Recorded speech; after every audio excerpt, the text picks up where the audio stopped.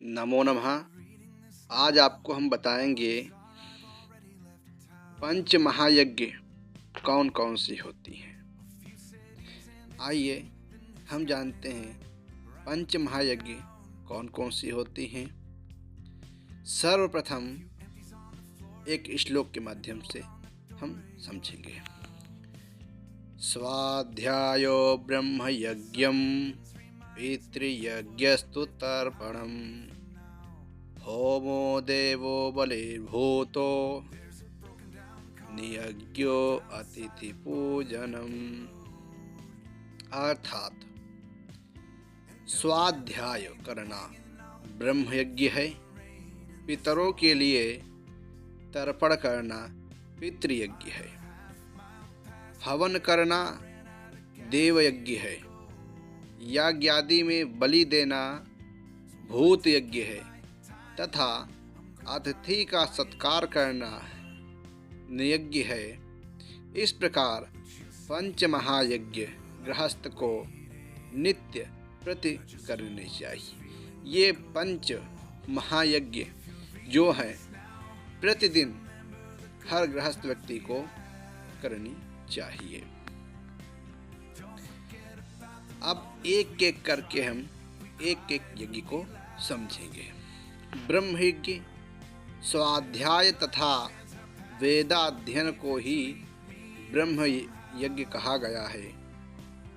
ब्रह्मचार्य आश्रम में ब्रह्मचारी वेदाध्ययन करता है। गृहस्थ आश्रम में प्रविष्ट होकर गृहस्थी उन वेदांगों की शिक्षा के आदर्श को स्वयं के व्यवहार में लाकर संतति तथा समाज को उस शिक्षा का हस्तांतरण करता है। वेदानुगुण तपाचरण, ईश्वर की स्तुति, त्रिकाल संध्या, मंत्र जल आदि का आचरण भी ब्रह्मयज्ञ में गिना जाता है। दूसरा है हमारा पितृयज्ञ।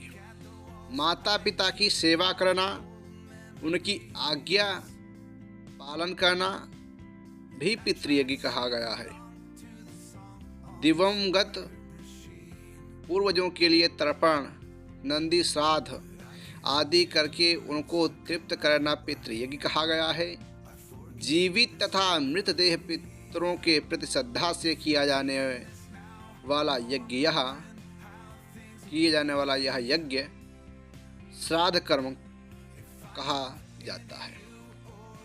तीसरा है देवयज्ञ। अपने इष्ट देवता की स्तुति करना तथा यज्ञ में आहुति देकर उस हवि से देवताओं को प्रसन्न करना देवयज्ञ कहा गया है। अग्नि प्रज्वलित कर वेद मंत्रोच्चारण पूर्वक घृत, दधि, मधु आदि पदार्थों की आहुति देकर देवताओं को प्रसन्न करना देवयज्ञ है। चौथा है भूत यज्ञ। भूत यज्ञ को बलि विश्व देवी यज्ञ भी कहा जाता है। गृहस्थ व्यक्ति का यह धर्म है कि वह प्रतिदिन अपने घर की अग्नि में पकाए गए भोजन की अग्नि में आहुति दे तथा देवताओं को अर्पण करें।